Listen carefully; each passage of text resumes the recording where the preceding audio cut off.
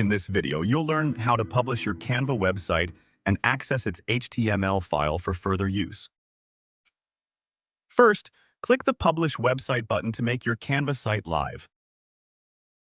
After confirming the details, select the Publish button to finalize and upload your website.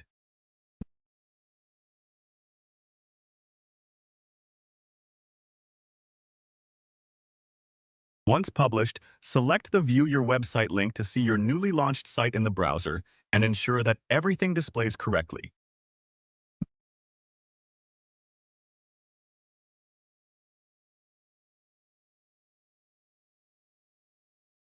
Next, choose the HTML folder as the destination.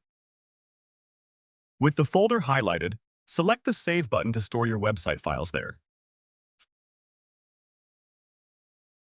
Finally, choose your freelance creative portfolio file to work with the exported HTML version and use it for your projects.